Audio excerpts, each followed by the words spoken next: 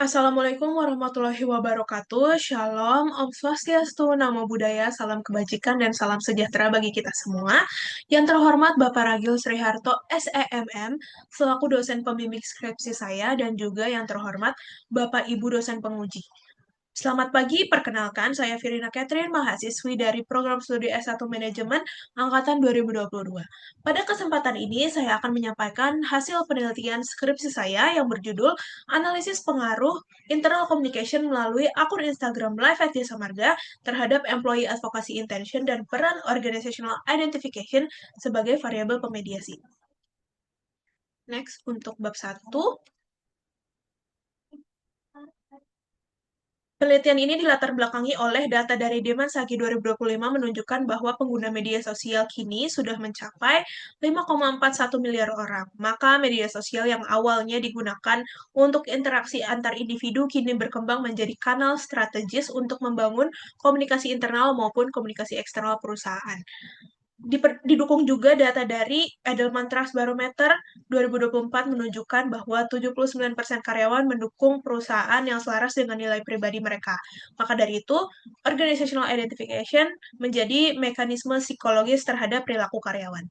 Didukung juga data dari Sociable 2025 yang menunjukkan bahwa konten yang dibagikan karyawan mendapatkan engagement 8 kali lebih tinggi daripada kanal utama perusahaan, sehingga employee advocacy sebagai perilaku lanjutan dari internal communication. Next, untuk research gap dalam penelitian ini adalah Live at Jasa Marga sebagai kanal komunikasi internal perusahaan, yaitu Jasa Marga, bertujuan untuk menumbuhkan rasa bangga secara kolektif, rasa identifikasi karyawan, dan mendorong perilaku advokasi, belum pernah dikaji efektivitasnya secara empiris sehingga menjadi relevan untuk diteliti. Rumusan masalah ada 3. Yang pertama, media komunikasi internal konvensional sering dianggap kurang menarik dan belum sepenuhnya menjangkau seluruh karyawan. Yang kedua, karena itu Jasa Marga menghadirkan kanal komunikasi internal yang lebih interaktif melalui media sosial, yaitu Live at Jasa Marga sebagai inovasi strategis di era digital. Yang ketiga, efektivitas Live at Jasa Marga sebagai kanal komunikasi internal dalam meningkatkan rasa identifikasi dan kecenderungan perilaku advokasi karyawan belum pernah diuji secara empiris dalam konteks jasa marga. Maka pertanyaan penelitian dalam penelitian ini adalah apakah internal communication melalui akun Instagram Live at Jasa Marga mempengaruhi employee advocacy intention secara positif? Yang kedua, apakah internal communication mempengaruhi organizational identification secara positif? Dan apakah organizational identification memediasi hubungan internal communication melalui akun Instagram Live at Jasa Marga dan employee advocacy intention? Maka tujuan penelitian dalam penelitian ini adalah yang pertama mengeksplorasi, menguji, dan menganalisis seberapa besar pengaruh internal communication melalui akun Instagram Live at Jasa Marga terhadap employee advocacy intention, dan yang kedua menguji serta menganalisis peran organizational identification dalam hubungan antara internal communication melalui akun Instagram Live at Jasa Marga dan employee advocacy intention.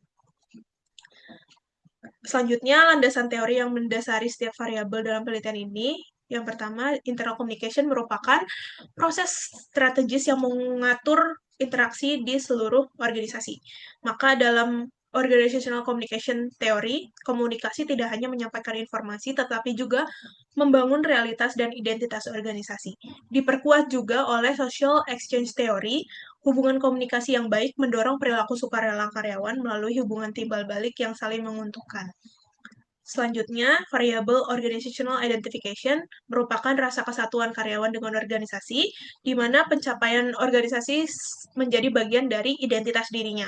Dalam social identity theory, rasa ini terbentuk melalui keterikatan kognitif, emosional, dan evaluatif. Sementara dalam self-determination theory, menekankan pentingnya pemenuhan kebutuhan dasar psikologi, yaitu autonomi, competence, dan relatedness.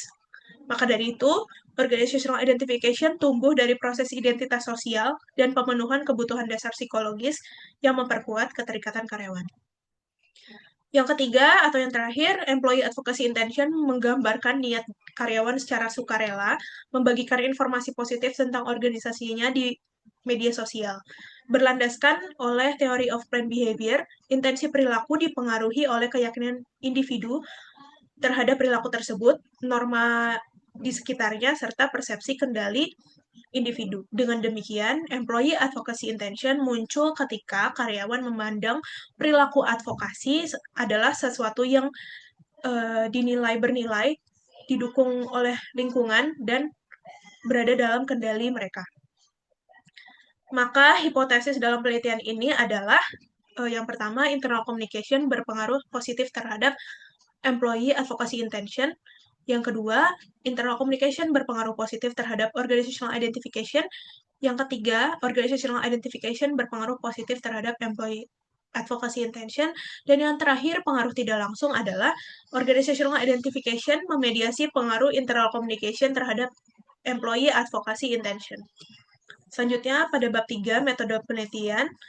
Penelitian ini menggunakan desain causal explanatory study untuk menjelaskan hubungan antar variabel dan menguji pengaruh satu variabel terhadap variabel lainnya dengan pendekatan kuantitatif, menggunakan data primer yang diperoleh langsung dari karyawan jasa marga group, dan dikumpulkan melalui metode survei kuesioner online menggunakan Google Form.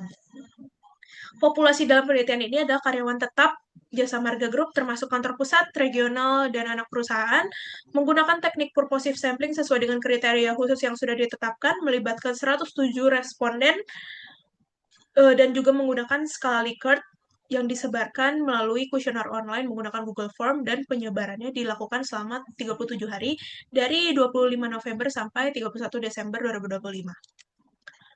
Selanjutnya, untuk metode analisis yang digunakan adalah SAM-PLS dengan software Smart PLS dengan melakukan uji outer model, inner model, dan uji hipotesis serta mediasi. Selanjutnya, bab 4, hasil penelitian dan pembahasan. Penelitian ini melibatkan 107 responden dan ada 5 kuesioner yang tidak memenuhi kriteria sehingga hanya 102 responden atau 102 kuesioner yang dapat diolah. Selanjutnya, profil responden sangat beragam, mulai dari jenis kelamin, usia, pendidikan terakhir, domisili, masa kerja, serta didominasi oleh responden berdasarkan posisinya adalah asisten manajer sebanyak 47,1%. Selanjutnya, bidang pekerjaan responden juga beragam, melibatkan 17 unit kerja di kantor pusat dan juga melibatkan regional dan anak perusahaan. Dengan dominasi adalah dari Corporate Communication and Community Development Group. Selanjutnya, untuk hasil uji outer model pada validitas konvergen menggunakan outer loading, menunjukkan hasil yang valid untuk seluruh indikator pertanyaan dalam kuesioner karena nilainya semua di atas 0,708.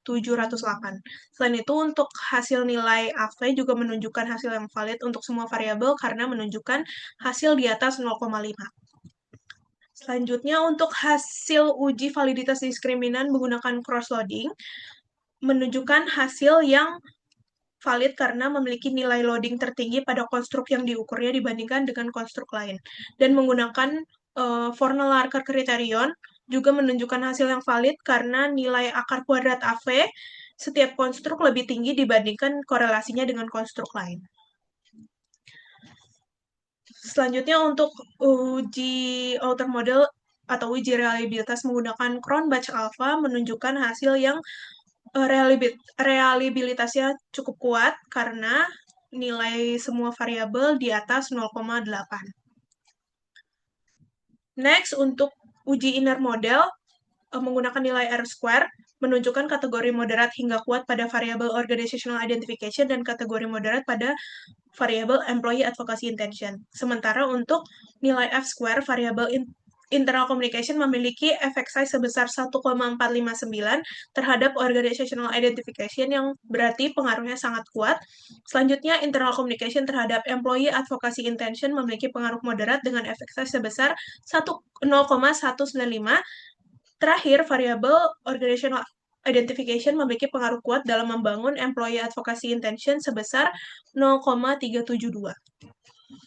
Untuk hasil pengujian hipotesis dan uji mediasi menggunakan metode bootstrapping, penentuan hipotesis diterima atau ditolak berdasarkan dengan tingkat signifikansi 5% dan t-statistik lebih dari 1,96. Maka seluruh hipotesis dalam penelitian ini menunjukkan hasil yang signifikan dan terdukung secara empiris baik pengaruh langsung maupun tidak langsung.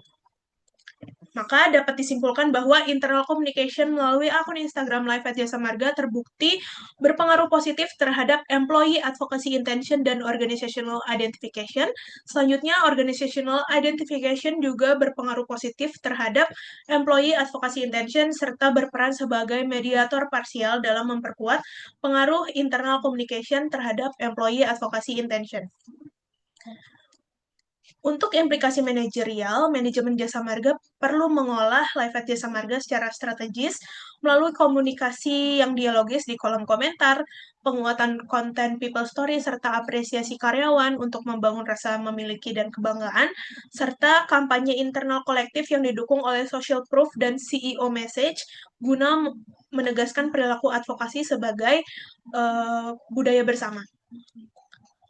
Selanjutnya, untuk keterbatasan penelitian, meskipun seluruh hipotesis dalam penelitian ini terkonfirmasi, penelitian ini masih memiliki beberapa keterbatasan, antara lain belum mengeksplorasi faktor lain yang mempengaruhi perilaku advokasi karyawan.